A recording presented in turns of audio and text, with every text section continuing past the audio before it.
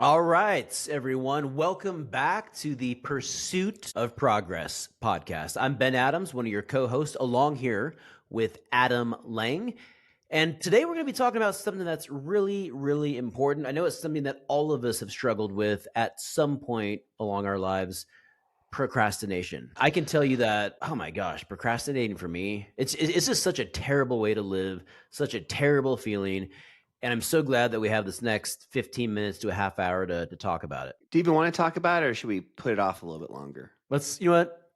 Let's put it off till next week. Should we procrastinate? Let's just put it off. Let's put it off till next week.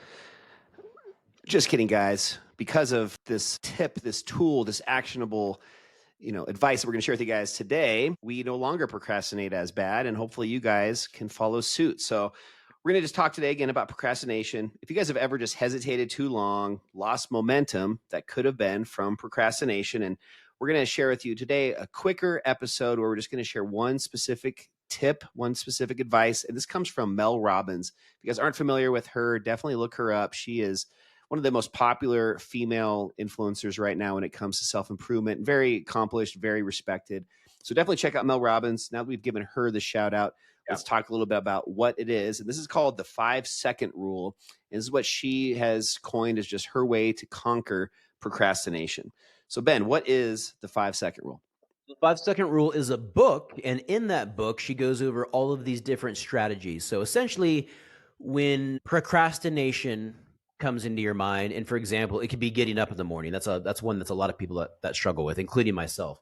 And so that alarm goes off and you're asking yourself, do I sleep in and hit the snooze, or do I get up? And what Mel suggests through her book, the 5-second rule, is to immediately start counting down from 5. So 5, 4, 3, 2, 1. And you count out loud. You can count in your head, but think of yourself as a rocket ship. That's the analogy that she uses in the book. You're doing this countdown and you want to think of yourself as a rocket ship. And when you do that, you're not really giving yourself a chance to say no or to procrastinate, because you're disrupting that mental rhythm. Yeah, I like to think of it as like a pattern interrupt, or the way she puts it is, this interrupts the hesitation and it activates a portion of your prefrontal cortex.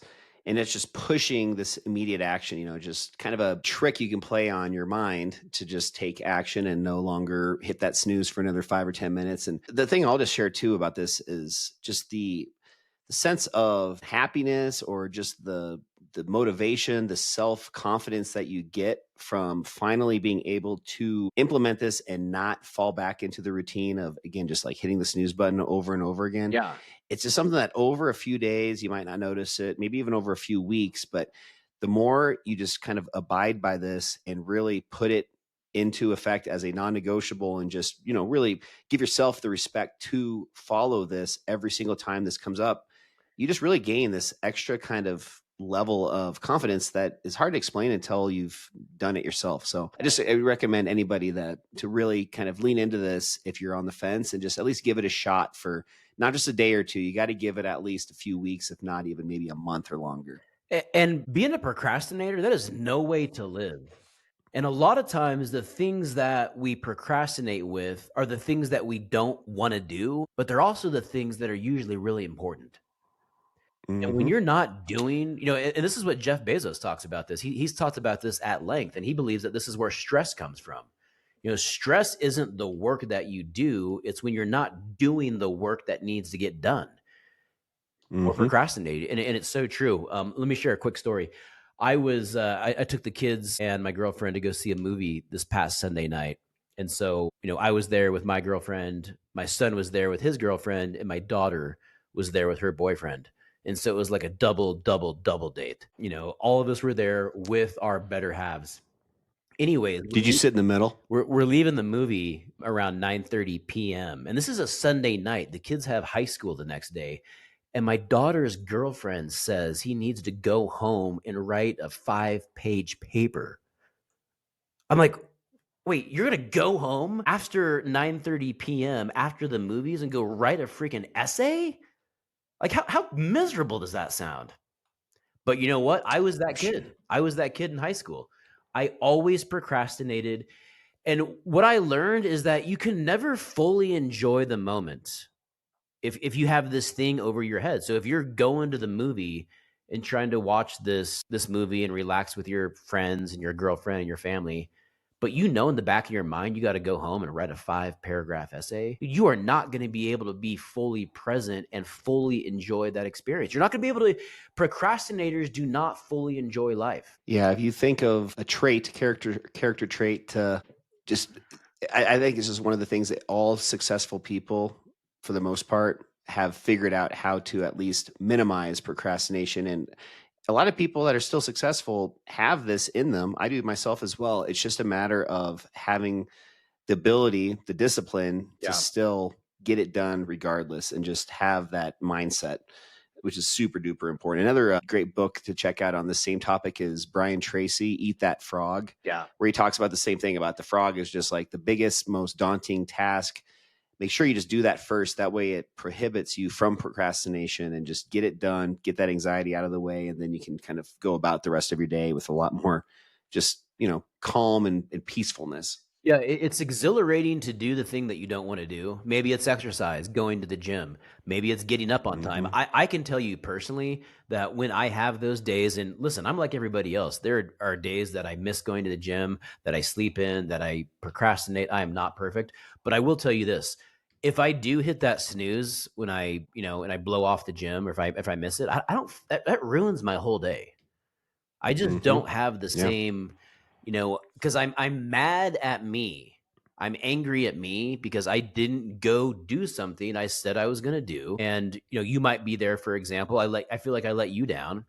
I feel like I'm not prioritizing my health, and I just don't feel good about that.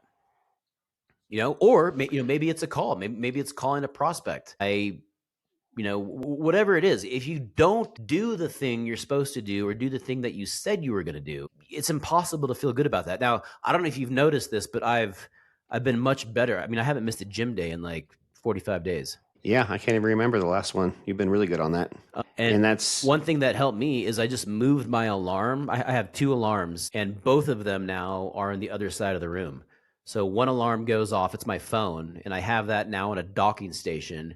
I used to sleep with my phone next to me. And when I did that, I'd get up in the middle of the night and just start just start scrolling in the middle of the night. It's like I'm not even conscious.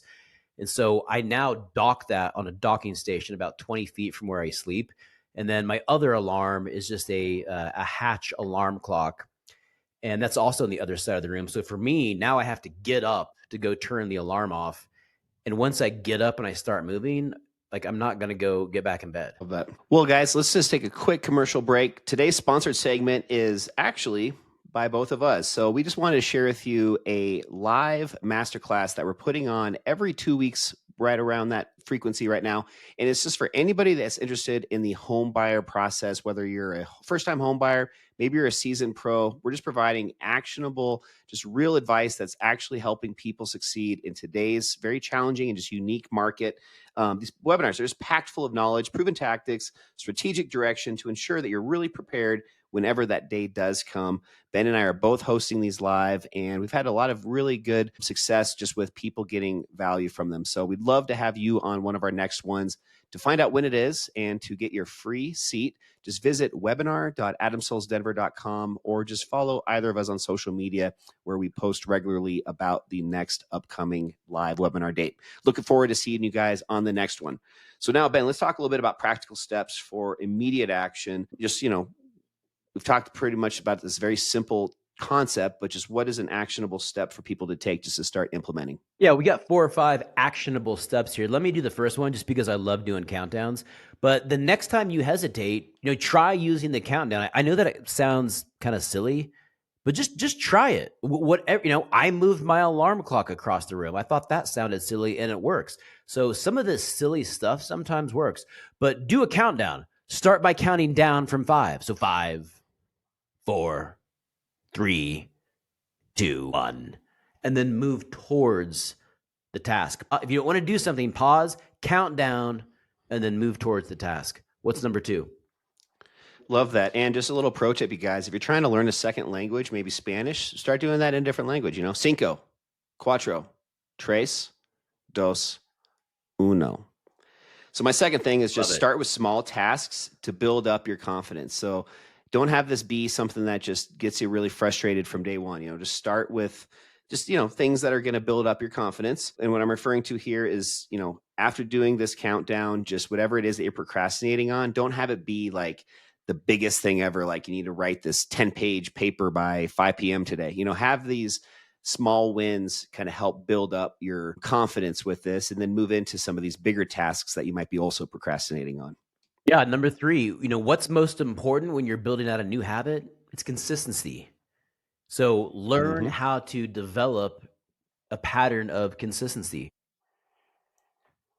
This could take 30 days. This could take a couple months. The thing here is just consistently over a longer period of time to build that up into your brain where it becomes a habit. Yeah, yeah. When you learn how to be consistent and you've developed that, then you can be a little more intense, but you got to be consistent first. And then I would say the last one is just journaling. I'm not a big journaler. I know Ben is more than I am, but just somehow be able to just kind of track and just, document.